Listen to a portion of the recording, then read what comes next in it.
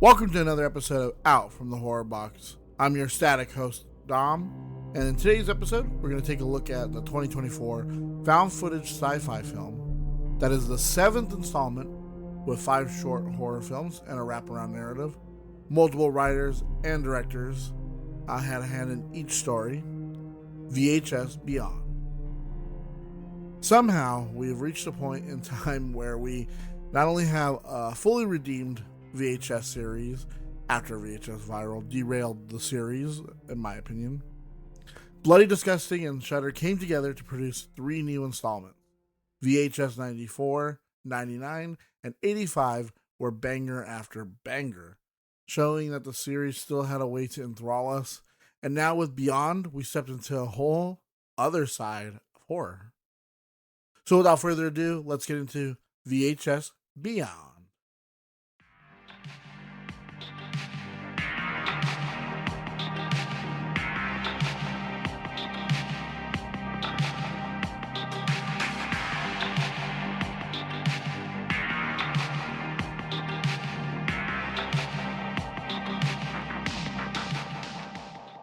In October 2023 at New York Comic Con, it was revealed that a 7th installment of the VHS franchise was in development. Unlike previous films in the series, this new anthology takes a sci-fi turn, drawing inspiration from other horror franchises set in space, such as Jason X, Leprechaun 4 in Space, Hellraiser Bloodline, Dracula 3000, and Amityville in Space. The film is set to be a Shudder exclusive, with production handled by Shudder Original Films, Bloody Disgusting, Cinepacop. I don't know why I'm having such a hard time on Cinepocalypse. God, that was such a hard word to say. I don't know why. And Studio 71. Josh Goldblum, Brad Mischka, and James Harris are on board as producers. By July 2024, Bloody Disgusting confirmed that the film's roster of directors, the lineup includes Jordan Downey, Christian and Justin Long, Justin Martinez, Virat Pal, and Kate Siegel. Michael Schreiber is also credited as an additional producer.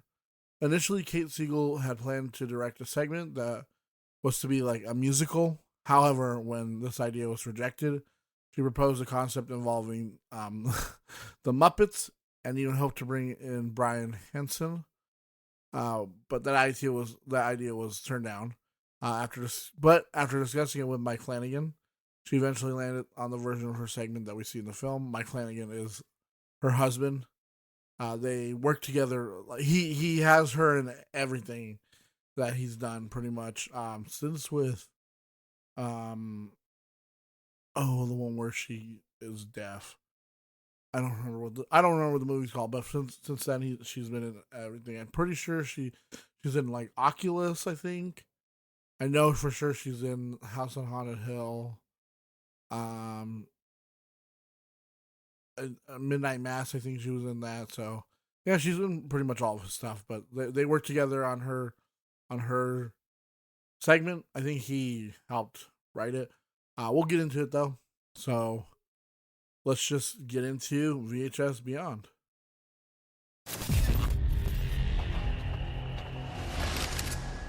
Everything that we thought we knew is called into question. Maybe we're not alone. Maybe our company does not wish us well.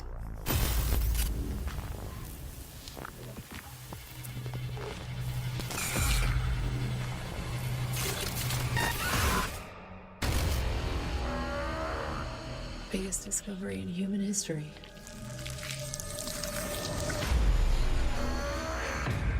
These tapes have to be considered the Holy Grail.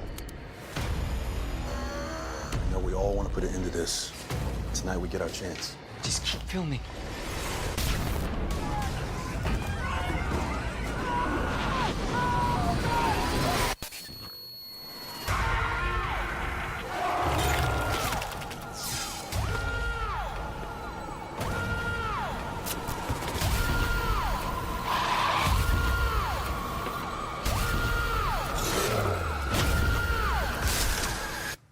selfie?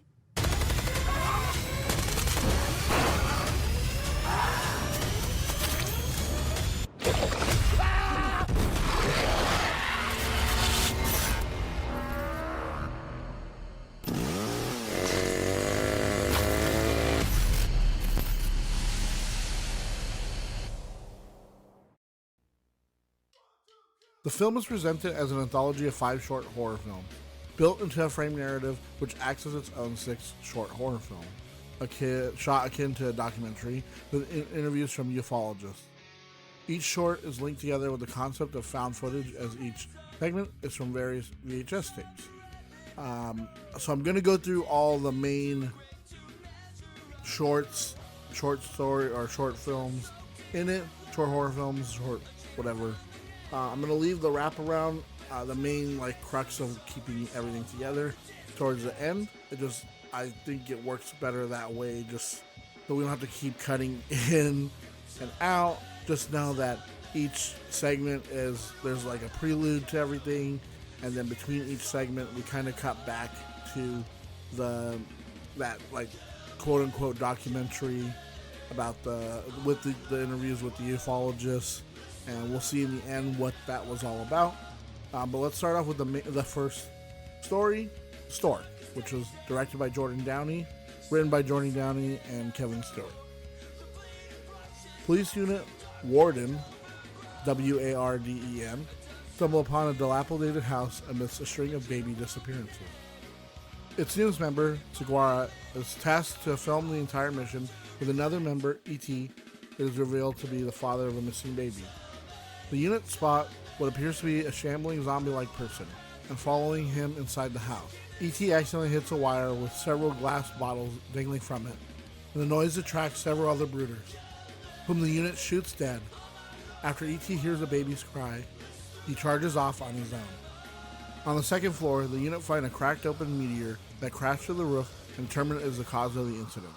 Seguara puts the camera inside a hole in the wall where he hears E.T. screaming in pain until a human-like creature peeks out.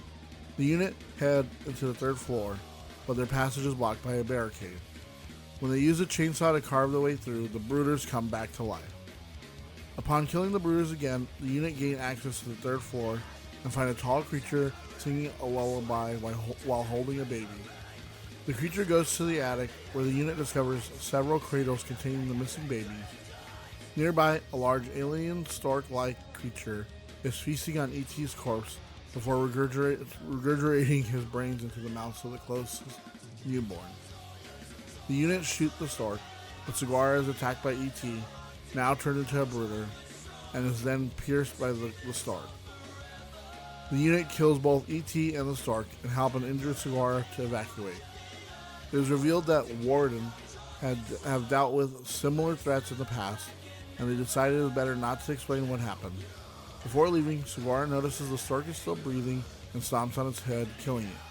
The unit then take a picture of the stork's dead body as the footage ends. Our second segment is called Dream Girl. It's directed by Virat Pal, written by Virat Pal and Evan Dickinson. Mumbai native paparazzi Arnab and Sonu are tasked with to get footage of the latest Bollywood sensation, Tara. They get to the studio and meet their contact, Gippy, who tells them that they have to get into Tara's trailer, but Sonu wants to see the set first. They sneak into a filming session of her next film, which ends abruptly when Tara's manager gets infuriated at the amount of takes the director is using. He demands Tara goes on break. Arnab then leaves the set, sneaks into Tara's trailer, and hides in the closet.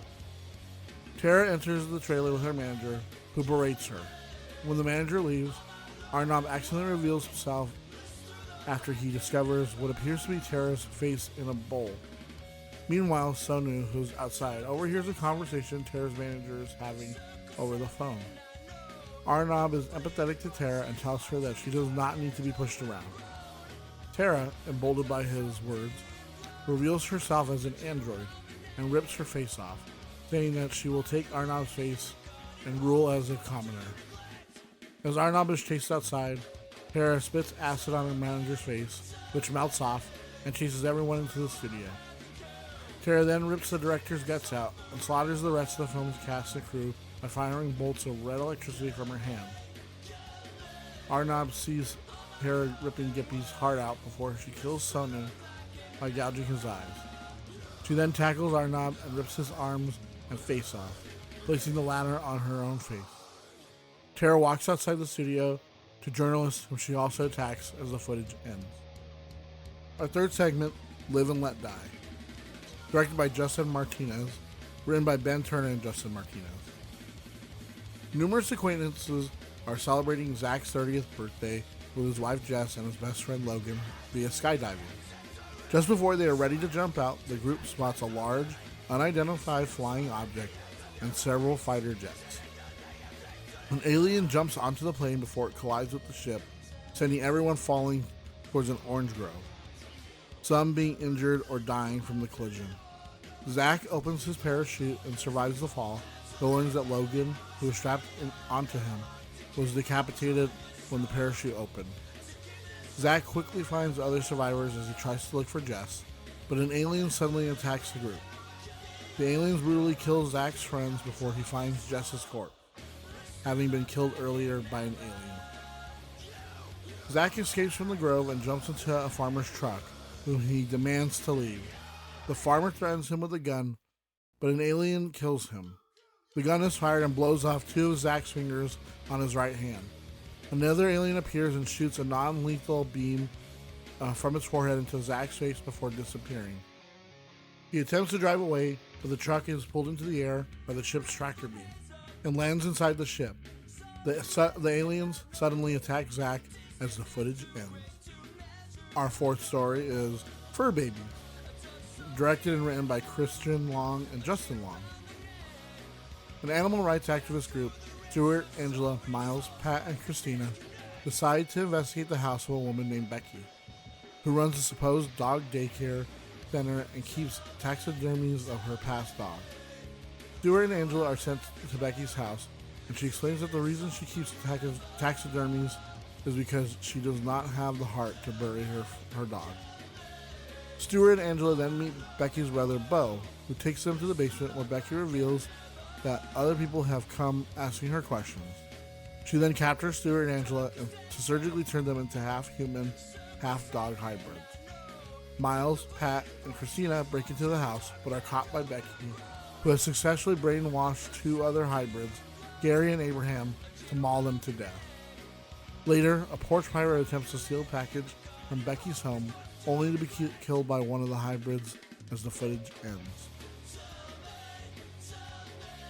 Our fifth and last segment, before we get to the wraparound, which is directed by Kate Siegel and written by Mike Flanagan. A woman named Hallie, who is implied to have left her husband and child behind, documents her findings of possible extraterrestrial encounters in the Mojave Desert. As night falls, she witnesses a light fall from the sky and goes to investigate it. She finds an alien spaceship and enters it to examine its interior. When she accidentally cuts herself, small nanites come out and heal her. Hallie quickly learns that this causes minor mutations due to the ship keeping animals in stasis and copying their DNA.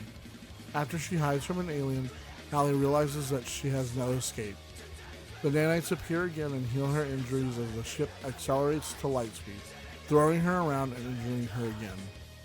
Healed once more by the nanites, Hallie begins to suffer more and more gruesome mutations to her body due to the cycles of injury and repair as the footage ends.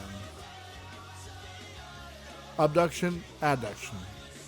The wraparound narrative for VHS Beyond focuses on a pair of video cassettes that were brought by an anonymous Redditor from a flea market. The tapes supposedly contain evidence of an alien encounter. Director Jay Cheel received an anonymous email with the footage from both tapes in digitized form. So we start the prologue with, the following footage follows the story of Farrington House, a building that is typical of an urban legend in Canada. In the 2000s, a paranormal group led by Mitch Horowitz collected anecdotal evidence of a gray form. Horowitz explained that if we do find proof of extraterrestrial life, then everything we thought we knew would come into question. The first interlude. Back in the frame narrative, it is revealed that a family of Chinese immigrants arrived in Toronto in the 1950s. They were well off and purchased a house that was built in the late Victorian era. In the 1980s, the parents died, leaving the house to their eldest son, who put it up for sale around a decade later and disappeared shortly after.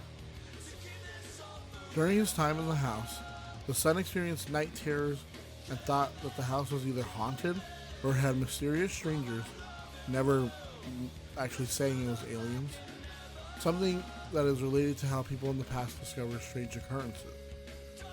To prove that he is not crazy, he sets up 2 cameras to record what happened. The second interlude. Horowitz explains that alien concepts trace back to Whitley Strieber's 1987 book Communion, as it popularized the idea of gray aliens. He explains that it led to us thinking that maybe we are not alone, that maybe our company does not wish us well. Third interlude. Horowitz explains his interest in alien sightings, but says that he does not have the expertise to analyze them. The segment then cuts to Nico Peringer, and Sam Gorski of the YouTube channel Corridor Digital, known for analyzing digital effects. They explain that if an alien footage relies on the viewer not being able to clearly see it, then it loses credibility, but they do not express their interest. They explain that if an alien footage relies on the viewer not being able to clearly see it, then it loses credibility, but they do express their interest. Fourth interlude. Horowitz explains that during the Cold War, the public saw aliens as invaders due to the popularity of Orson Welles' radio drama The War of the Worlds, which caused mass hysteria. Peringer and Gorski then talk about their Boston Dynamics parody video, which featured robots being abused by humans. These videos were so convincing that people sent death threats to Boston Dynamics, thinking that it was real. Horowitz talks about how even when something is debunked, some believers will not be dissuaded. And now the epilogue. Horowitz, Peringer, and Gorski reunite with Brian Baker of the YouTube channel The Superstitious Times. The experts then watch the footage from the cameras to give their reactions and describe what is happening. After they give their thought on it, the footage is shown and presented without comment. The experts cannot verify or vouch for its authenticity. The footage shows the eldest son asleep in bed as an alien creature enters his bedroom, removes what appears to be an alien egg from his body, then takes the camera and shoves it down his throat.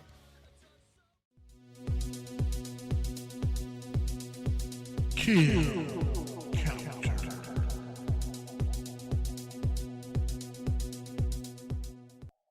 We have arrived at the kill counter. This is the part of the podcast where we go through the kills and deaths in the film. VHS Beyond has quite a few deaths and kills, so let's go over each segment and tally them all up. Starting off with our first segment, Stork. There are 18 unnamed brooders that are shot or hacked to death by the various agents of Warden. The Stork, the creature behind draining the brains of innocent people, has its skull crushed after having its head stomped on by Seguara, I think his name is, an agent of Warden. From our second segment, Dream Girl, 37 unnamed people are killed by Tara, either having their face melted, organs ripped out, or getting struck by lightning bolts that come from her hand. Like she shoots out like this, like electricity, like. Sonu has his eyeballs gouged out by Tara, obviously, like I think, basically like crushing his head. And Arnab has his arms and face ripped off by Tara, and she wears it as she goes and presumably goes to conquer everyone. Our third segment, Live and Let Dive. Logan is decapitated by his malfunctioning parachute off screen, but his body is shown. Another character, Brittany, is melted by an alien. Noah is melted after being stabbed by an alien with its spikes. And Jess has his face flayed in half by an alien off screen, but we get to see his body. Our fourth segment, Fur Babies. Miles is clawed across the face and several fingers bitten off by one of Becky's brainwashed dog hybrids. Pat's throat is bitten out by one of Becky's brainwashed dog hybrids. Christina has her throat bitten out by another dog hybrid, and then another man, an unnamed man, who's I think the one that's like a package thief or whatever. He's like going and trying to steal like the packages that are left on her porch.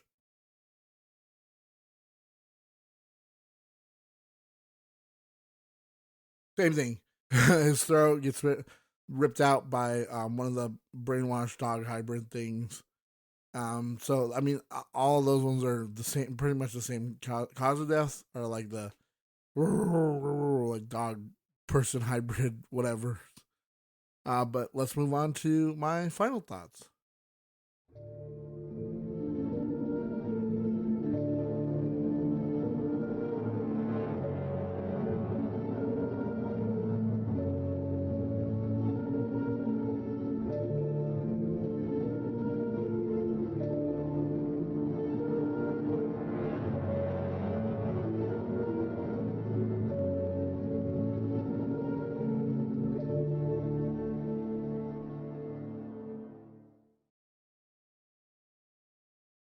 So this is the part of the podcast where I give my final thoughts on the film.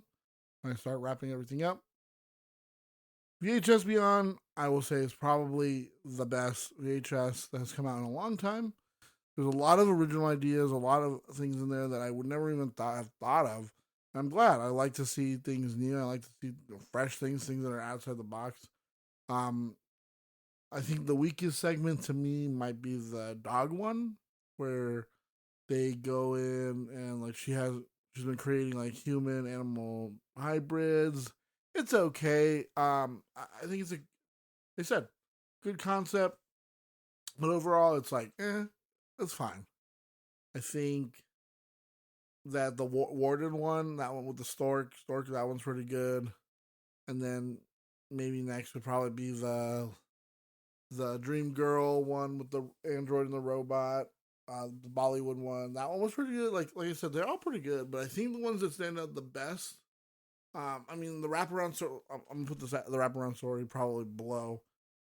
Not below the dog one, but just above it. It's okay. I think I like that it's played out like a documentary. You might find like somewhere like on the internet. You might just find some random documentary about like some alien encounter or some strange thing that they shot in the woods or whatever, right? Like that was pretty. That's pretty okay. I like the idea, of getting like the VFX guys to come in to like examine it and see like maybe is it real, is it not real, type of thing.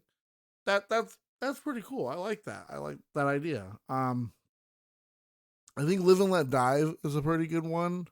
I think that one would be like neck and neck for like the best, because I love that idea of just like you're starting off in a plane and boom, like all the action, like you get to see a UFO fly by, you get to see like the fighter jets, and then when it like causes the plane to essentially like explode into pieces, we're going along with them as they're falling, the parachute, like he pulls it at the last minute and it's like bam. Oh man, just imagine hitting the ground hard, like with I'd never go skydiving. That's honestly, I never want to do that. Yeah, right. But to see it in action is pretty cool. Like it's just, I love the idea of like getting back down and you're trying to recuperate and trying to get at your friends, and then there's a fucking alien just going around murdering people, just slaughtering people. Just doing what they do, abducting people too, and honestly, like the effects are really good too. Like the effects and like even for like the dog one, I think they get across that idea of like, oh, she's like mutating them, like splicing them together, like different parts and stuff, and it's like kind of like Tusk. Honestly, you know what? It wasn't that bad of a segment. It reminds me of Tusk a lot, but I just think that like a lot of the other segments are a lot better. Like the Stork one too. Like I feel like they're using a mixture of a lot of like practical and special effects, and it just comes out so well. That's where I think like you need to have a good balance of these two, and that's how you get like this like great looking like on film. You get it looking really good. You get it like like I have to bring up like Star Wars Rogue One. They do that really well with like some of the older footage that they bring back that like was deleted from the original film, the original Star Wars, and they cleaned it up and they added it too, and then you just they it just looks really good. Rogue One looks amazing, but so do a lot of the shots in here. Like the alien doesn't look too bad. Obviously it does kind of look like I mean a fake alien, but like even with I'm trying to remember all the segments because oh yeah, you know, like even with like the android, it doesn't look too. I like what I one thing I liked about that is that they spliced in like, and it kind of would have ruined like an older VHS because it's like, well, that's not really the VHS part, but like they splice in like footage of like the the movie that they're making in like the Bollywood movie. And I think it actually works for this. It works for this film in particular, and I think for this segment, like I like this idea of just like kind of splicing that in. Like who spliced it in, but who cares? Like it works for the film. We get to see like a cool Bollywood that we never would have seen otherwise in a VHS film. But getting back, my favorite segment was the one that Katie Siegel uh, directed and that Mike Flanagan wrote.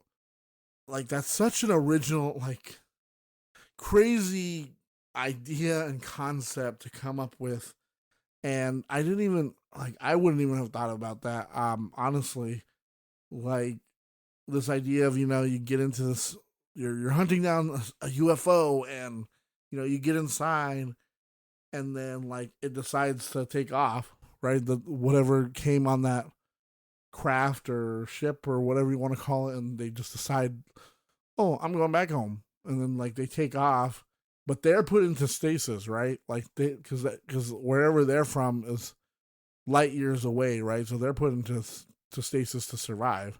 Like you're hanging out now, and like the fact that like the nanites come and like yeah they clean you up, but like it's the mutation over time. Every time it's going to be some kind of mutation. She keeps getting thrown around, thrashed, and split open, and cut, and it keeps repairing, and eventually she's just going to be some weird mutated thing. When they get back to wherever they're from, they're going to find her in there, and it's over like probably thousands or hundreds and thousands of years because like the light years or whatever. I don't know. You know how weird space can be. This one, honestly, I was wondering how they were gonna do it because it's like this is the sci-fi one, right? And VHS has had a couple of sci-fi segments in it. In the first one we got like the aliens with the women where they impregnated the women and they would steal the babies. I think in the second one we see the one where the kids are filming and then the aliens come to their sleepover and they start abducting them. And the third one, it's not really. I mean, I guess it would be like a sci-fi concept with the parallel world in Viral, where he goes into like that parallel Earth through like the dimensional door. I don't know. I try and forget Viral as much as I can. And then 94. Yeah, that one had like the guy where I think he was in like Indonesia, Cambodia, somewhere in East Asia. Maybe it's like Vietnam. I don't know. But he has like the girl that he's turned into like a android or something or like a robot, and like she has like weapons and stuff, and he's transformed other people too. But it's like, damn, like he made her into like a killing machine. What other segments were in 99 and 85. I don't think there was very many more like sci-fi in those ones. But oh yeah, no, there was one in the last one in 85 with Techno God, where like it was with like going to like the virtual reality space, and there's like a god living in there or a monster or whatever, and it kills her. Um, Everyone thinks it's kind of just like a performance art, but it's not. Definitely not. Um, but like they never get to, it never gets like beyond just like the horror of it. I do like that they decided to stick specifically to. I mean, the only one that really kind of drifted out of like being like sci-fi, I guess, would be the one with the dogs, like the human hybrid dog thing. But I guess you could still count that as sci-fi because it's like splicing, a mutating animal and human, creating like a hybrid type of thing. And then the next after that would be, I would say, like the Dream Girl one, because I mean it's just like an android or whatever. But see, that is pretty sci-fi. Like an idea of like an android, like you built an android to work for you as an actor, to do what you say, and it turns on you, just goes rogue and kills everybody. It's pretty good. Like I said, this one honestly, even with the wraparound, was okay. Like I said, I like the idea of bringing in like this VFX artists to kind of look at it and tell you if it's like, is this real footage we're seeing or is it not? I like that idea. I like the idea of like it being kind of like a documentary about like this house that like, was it haunted? Was it being visited by aliens? Like, what was it? And that the son like disappeared, but then they like find the footage that like he had been recording of himself, and then we get to see like the figure and everything. But the honestly, like this one was like I'm gonna say it's really good. I'm probably gonna re-rank them right after this. But man, it's just like I don't understand how like you go from VHS Viral, which was not that good. I think it only had like 3 segments. The wraparound was terrible, and then it's like a quiet series for a while. And it's just 3, and then Shudder just out of nowhere starts bringing it back, and they're just like they're just they've been getting better and better with each one, because like 94 is good, but I think 99 did a better job. And then when 85 came out, I was like, man, that one was way better than 99. And now I'm like, man, VHS Beyond, like this one kind of maybe tops like the other ones, but I'm not 100% sure also on that. I gotta let me think about it, and I'll get to you with these rankings. But I just want to see what they do next. Like honestly, like what are they going to do next? Like I know they've already greenlit another one, so I just want to see where they go from here. It would just be so interesting to see, like, I don't know, I don't even know like how or where you go from here. Maybe you kind of do like I don't know, you go back. See, because it's like it's so hard because it's like, well, like commercial cameras for like the public to own, to use, like handheld or camcorder, that wasn't really until like the 80s. And even then it was like a high-end thing to own. In the 90s, like they started making them cheaper, and then as it progressed to now, like it's a lot easier to get your hands on a something to record with, like even with your phone, with like a computer, with a tablet. So there's multiple ways to record now, and like you've gotten, since let's just say it's like the 80s, so that's like 40 years of well, I guess there's time. I guess you could do more recent things.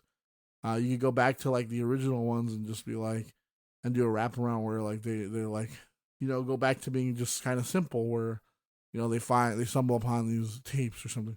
Honestly, it'd be kind of interesting to do, like, maybe they go to like a garage sale or something, like this guy's or someone's like trying to get rid of these tapes really bad, and you're going through and watching each one, and it's just like, what am I watching? Like, it's kind of like snuff film kind of stuff.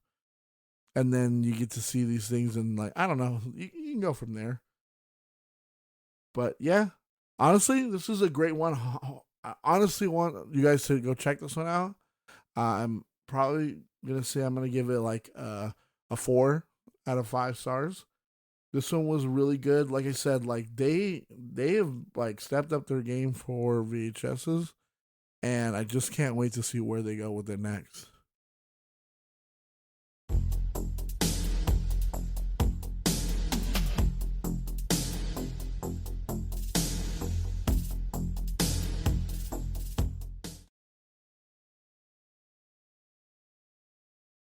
All right, so I'm going to re-rank my standings on where I think the VHS films go, starting from like the worst to the best. And obviously the worst one is always going to be, at least for now, VHS Viral. VHS Viral is like, honestly, I just, there's no redeeming things about. I mean, the only redeeming thing I could say is that Aaron Benson and Justin Moorhead they directed a segment, and that segment is okay. Of all the things they directed, this thing was, I think, the worst thing that they've directed. Not even it's like the worst. It's just it's kind of bad. It's just kind of dumb. I don't really like it. The stuff with the magicians kind of dumb, and then like the alternate world thing. You could tell that I feel like that wasn't supposed to be part of this. It was supposed to be something else, or I don't know. Like, it's just weird. It feels weird. It feels different, and not in a good way. And I just wish VHS Viral was better. Like, it has a weird wraparound story. It's just dumb. Overall, it's just not the best. Next, I'd say VHS 94 would probably be. It did come back and bring the series back, but it has a lot of good segments, but it's still like, it's kind of a forgettable one. It does have Ratma, or whatever, the rat guy in the sewer. I think it has the vampire one too. I think this is the wraparound where like it's like a military goes in to stop a cult or something. I don't know. Like I said, it's kind of forgettable. I don't really remember the other segments. Yeah, I would just put it there. Like it's good. It's not like, oh yeah. If you wanted to put one on, I wouldn't start with that one. There's other ones I would start with. And then I would say next would probably be like VHS 99. It is really good. It does still have like, I'm gonna say that about like pretty much all of these ones. They're really good. They all have great like there's always like a good standout one in each one. This one has, if I'm remembering right, the very end has like the one where they get these guys to come film a demonic like sacrifice, and then they get transported to hell. And that's pretty cool. Honestly, I like that. That one was awesome. That has a pretty good segment. The rest of it too, it's just kind of like forgettable. It's just like, man, like, they have good segments every once in a while, but then like something like that you just kind of forget about. And then next I'd put, maybe I'd put 85 here, because 85 is really good. It has a real, like, that one I was like really impressed by. That one has a segment by Scott Derrickson, who did the Black Phone, and that connects to the Black Phone, and I love that he did something that connects to it without having to be like a direct sequel. And it has a lot of cool segments that has like the Ozzy's dungeon or whatever, and then we get the one where they're like the family that kills people, like it's part of like their like coming of age type of thing to do. and even the wraparound's kind of okay. I think that one, like the wraparound, it leads into that one. But overall, like 85 is a solid one. That's one that I would show people, like, start off with.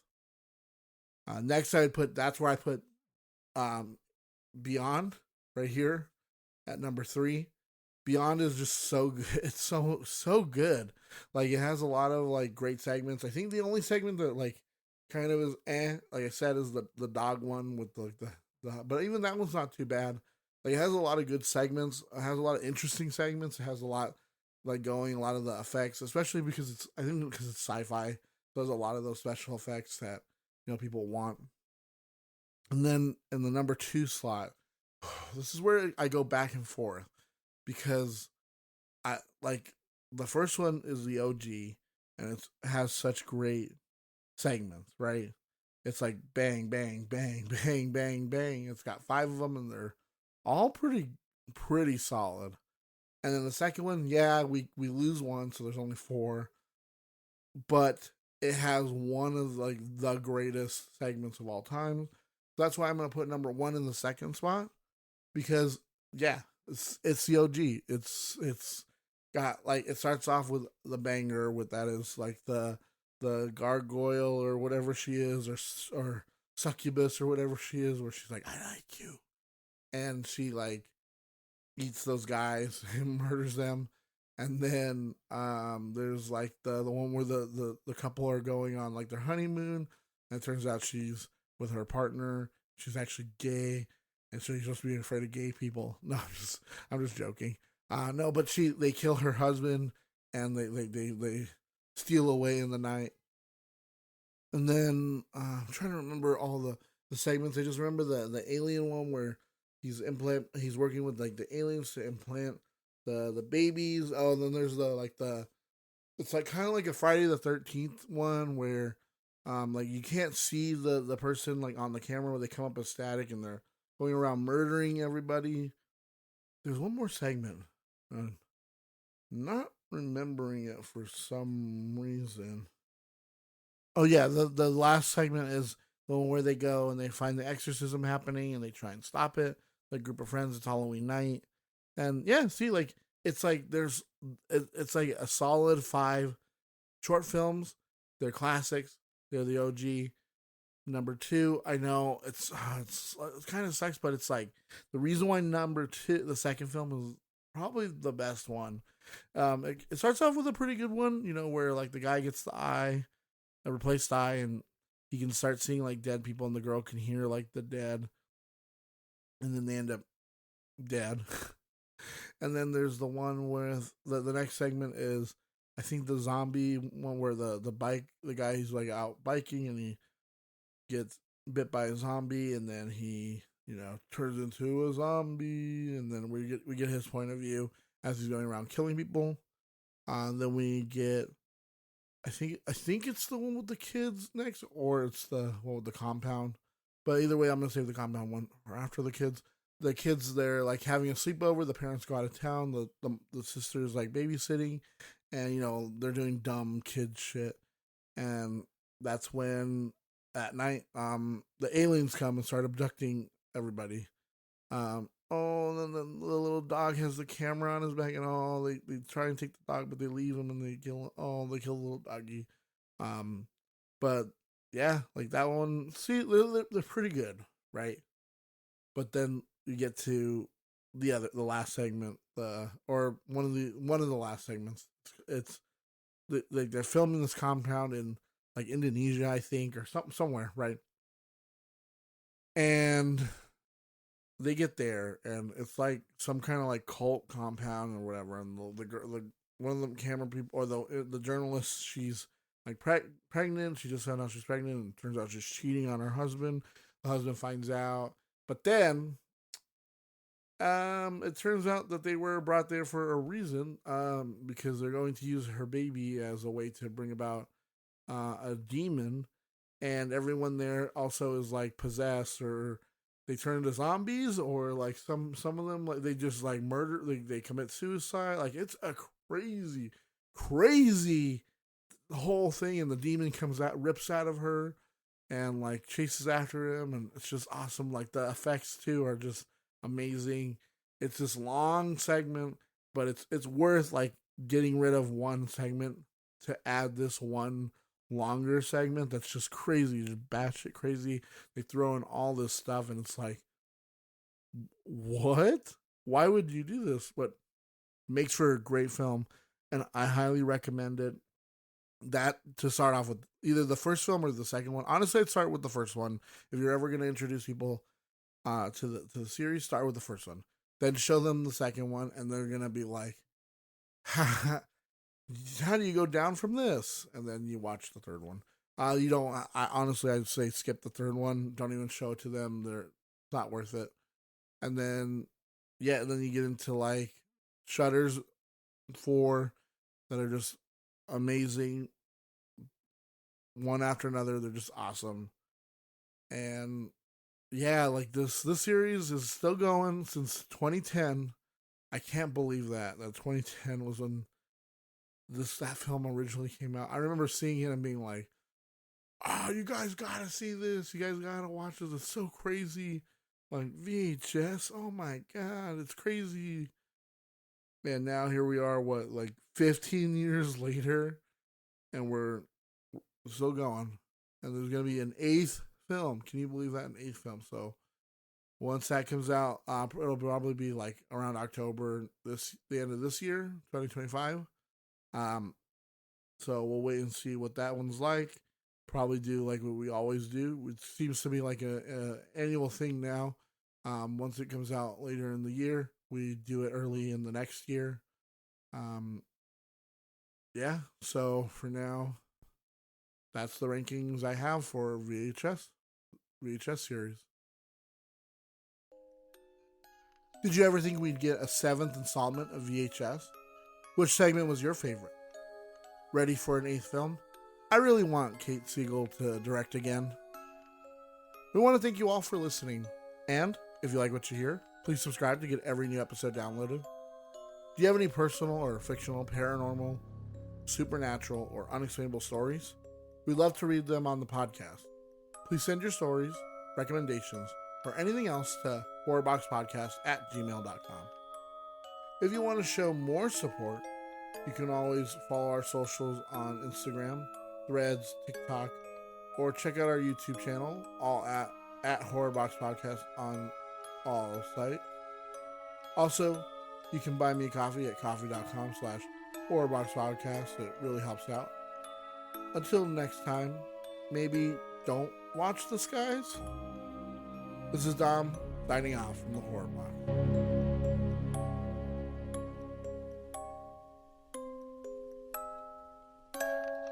They call grays.